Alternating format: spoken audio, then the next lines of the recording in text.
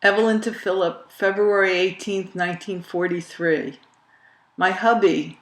Sometimes I wonder who I married, you or your family. It seems to me that I've lived with your family more than I've lived with you. I never minded it before G came here to reside. She has become more aware of her duties round this house, but she has been the cause of many of my tears. Sometimes I almost wish Jack would be drafted and G would go with him. It's bad enough to be without you, and God only knows what I've put up with, but to have someone constantly dampen your spirits is more than I can bear at times. She says I've, page 2, got it good, with Mom doing the cooking, and my mom and Ruth helping me at various times. She's terribly unappreciative and begrudges me all. In fact, she thinks I'm selfish and thoughtless, and at times I feel that I'm again living with my detested grandmother. Phil, above all, I want you to promise me that when you return, we'll live alone in our very own house. Living under these circumstances has changed my views on many subjects. Babies, for instance. I can't conceive of my bearing another under the conditions Adele was born. I hate more than you can imagine raising a child under our present circumstances, especially when there are the, page 3, comforts, etc. of other people to consider. Of course, things could be worse, but I'll put up with it till the war is over. I have to for all our sakes, as you do. It seems to me that for a girl of my age, I've had enough excitement to last me the rest of my life. All I want now, and for the rest of my life, is you. When G starts with, you write too much, you write too long, and at the wrong times, etc., I could bop her. I've answered her, but I'm too thoroughly disgusted with her to even bother answering her anymore. I don't usually write about domestic affairs, for it is page 4, anything but a cheerful topic. I wrote the previous last night while in a blue mood and debated with myself whether or not to send it along. I'm sending it along to give you an idea of how low I get to feeling, sans you. 7:15 p.m. Your trip to the other hospital surprised me. I hope you know why and what and where by now. I'm wondering if my letters will reach you. How do you feel, especially after a GI series? Have you lost any weight? Does the heartburn seem eased at all? I'm more than anxious to hear the full report suite. Hope it's not serious. Page 5. Mom and I went downtown at 2:30, arriving in time for our appointment. The girdle I got has a piece of material across the tummy with laces to pull it tight on either side. Over this hooks the entire works, and it costs $8.25. Not as bad as the doc said it would be. I have to go back because they have to order it. My hips are a bit larger than the average, and they want to be sure it fits perfectly. It's very nice and makes me feel fine. It also makes me stand erect, and I need that. I also bought a nice uplift bra for $1.50.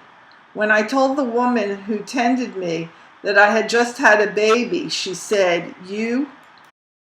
Page 6. Did? Where did you carry it? You're as flat as can be. Helen's grandfather died last night, apparently from age. I had Adele downstairs all day today, and she loved it. Since the weather has been so nice, sunny with a crisp cold wind, I put Adele on the porch in the carriage. I played with her. I put my thumbs in the palms of her hands, and she tried to lift herself. She's so gosh darn pretty, I can't get over it. I spoke to Mrs. Rosenzweig today. The doc gave her a few instructions to give me. First of all, he changed her formula. 17 ounces of water, 13 ounces, page 7, of milk, and 6 tablespoons BL. I am to increase her cereal to 2 tablespoons shortly. Next week, I'm to start her on mashed banana. The banana must be very ripe and is made into a paste with some of the formula that is in the bottle to be given. Same goes for the pablum. Adele woke twice last night, cried a bit, and then fell asleep. She's definitely finished as far as being fed at 10 a.m. and 2 a.m. is concerned. Harry just gave me some news. Bobby Stackhouse's mother died 2 weeks ago, and his father just passed away. He also says that Harry, page 8, Greenie, is coming in this weekend, Army, to get married. And now for me, as per your requests. Yes, sweet, I did brush my teeth this morning. I'm wearing my beige sailor dress and brown flatties. My hair is combed in the style that I wore when I took the first snaps. I washed my hair Tuesday morning, and it hung long, shiny, and neat over my shoulders the night Harry and Gloria and Goldie took me downtown. I say this because they both complimented me. I'm also wearing the slip Tante Shuge gave me, a white bra, a girdle, snuggies, and silk, page 9, stockings. Satisfied, honey? In fact, sweet Phil, I'm even wearing my heart on my sleeve for you. Now are you satisfied? Huh? Are you? And if you still aren't, come home, and boy will I satisfy you. At present, I'm sleeping in my royal blue pajamas. You ask why? Why, I'm not sleeping with you, dearest, so I sleep with my pajamas. Darling, I love you, and how I long to see you. Lovingly, Evie.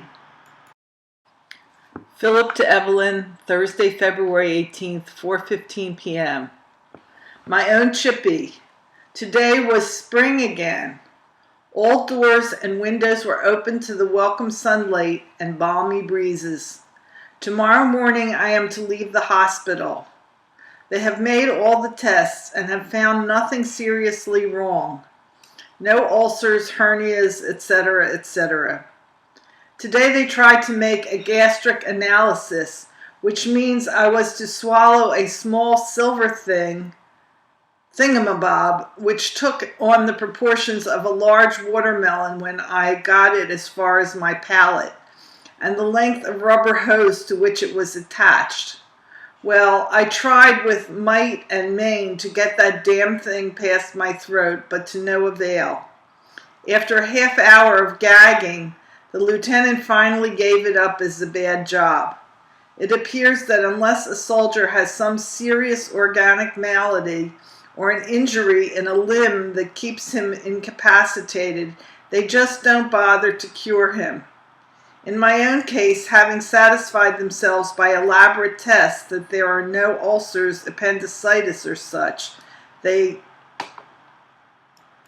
page 2, simply discharge me from the hospital, although they know better than I that I have an acid condition and what they call nervous stomach. They know, too, that the food I get at the company mess will do nothing towards relieving this condition. In other words, a stitch in time is beyond their comprehension or desire to execute. It appears their plan is to send me back to company mess so that eventually they can take the 9 remedial stitches, when the logical thing would be to take the 1 preventive stitch now. It's as simple as that. But you can't argue with the Army. If I sound cynical and disillusioned, sweet, forgive me, but the 2 things that burn me the most are injustice and blundering stupidity, and I never saw or heard of anything more stupid. But let's get on to pleasanter subjects, like your letter of the 15th. What do you mean, take care of your diet? Must I remind you that my diet is taken care of for me? I assure you, honey, the mess sergeant sees to it that All us soldiers are fed regularly the same portions of whatever, quote, delicacy, unquote, the menu calls for. Nor is he concerned with the paltry few whose stomachs react unfavorably to fried, fat, or spicy foods. So it's eat what you get or go hungry. And hunger, even for me, page 3, is not a pleasant sensation. The Valentine is unquestionably Jack's, and I have a good mind to tell him to refrain from such overtures designed to turn our pretty daughter's head favorably in his direction. She's much too young for such blandishments. I love him for his thoughtfulness. Shh, don't tell anybody, but I don't wear the pajamas when I sleep. I can't stand them. They drive me wild. I wish to God, baby, that circumstances were such that I might come home to stay and claim that robe, among other things. Yes, it's a deal. It's a great deal, honey, and thanks. The brightest spot in our rather breathless existence these days, Evie, is the perfectly splendid progress the princess is making. I'm glad for you, honey, that you can now break her of the 10 p.m. feeding. Maybe now you'll have more time for yourself. But mark this, the only reason the doc called her a strong'un because of her prodigious eating is because he never saw the Pallors feed. So there now. Is the house warm during the page 4 current cold spell? I can't get used to writing back. By the time you get this, it will probably be warmer again. Perhaps I should say, how did the cold spell affect you? Was Mom troubled much by it?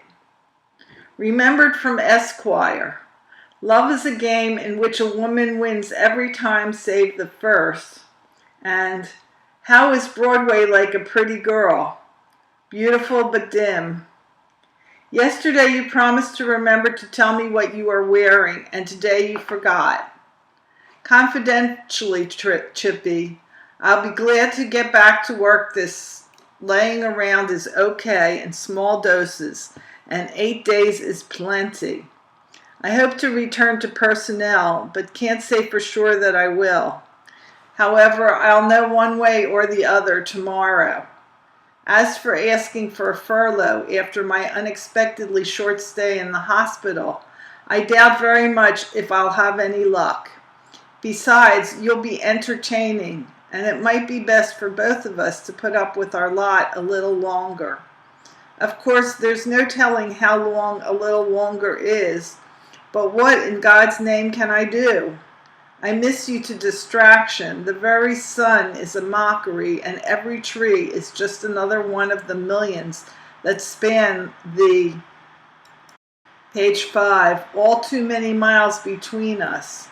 My heart, as yours, darling, is sore with the constant ache of wanting you. Nothing in this world seems important, except that I hold you once more to the heart that beats for you only. It is early yet, and I would write more, but that last outburst took the power of recording trivialities out of me. Everything else is so insignificant somehow. I love you and need you, my sweet wife. That is the ultimate truth I could utter, and the thought behind every word I write, and every hope I cherish. Give my love to our precious daughter, that composite of all that's beautiful in infants, Adele Barra Strongin. Long may she wave. From me, her daddy, and your adoring husband, Phil. P.S. My love to all. Ruth, Evelyn's sister, to Philip. February 18th, 1943, 4:45 p.m. Dear Felipe, Philip in Spanish, how are you? Thank you for your nice letter, and I am very glad you like the Valentine I sent you. You do not have to worry about your not sending me one because I did pass you up on Christmas and a few other times. Right now I am taking care of Adele in Spanish. She is so cute and she just Page 2, loves when you tickle her under the chin. When you do this, she smiles and gurgles.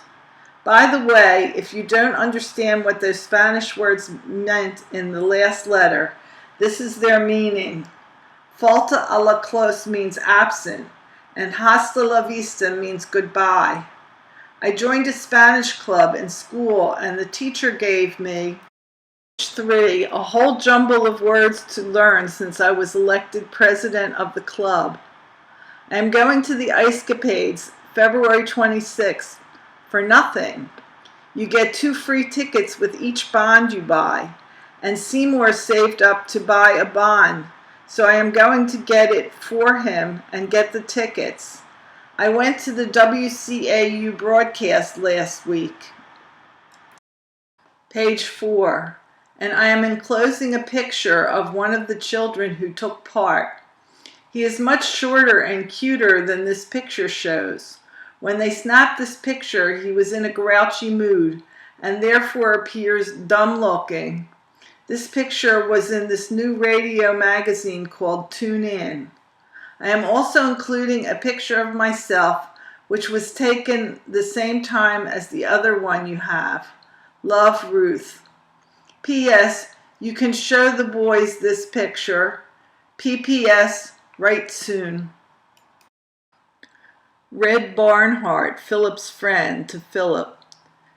February 18th, 1943, Thursday evening, 8 p.m. Hello, Philip.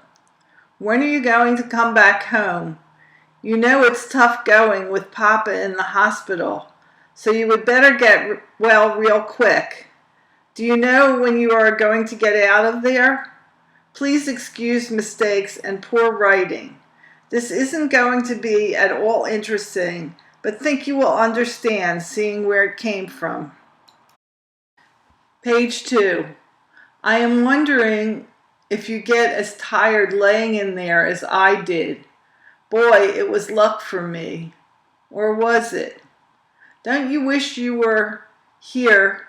You could read some of my latest screwball letters. You know Isabel. What a girl. Ha ha. I have a joke here. I don't know whether I've told you or not, but if I did, just laugh again for me. Ha ha. Page 3. Well, here goes. A soldier's dream. One night I lay upon my bed. I dreamed my love and I were wed. And in a gentle voice she said, "Do it." I blushed with rapture and arose, then lifted up her underclothes. She said, "My dear, no one knows. Do it." It was but a dream, so short and sweet. I woke up in a sweated heat. Page 4, and found that there upon my sheet I doed it. Don't get me wrong, this didn't happen to me. Not that it couldn't. Well, hoping you get well real quick. A pal, Red. P.S. Best of luck for a quick recovery.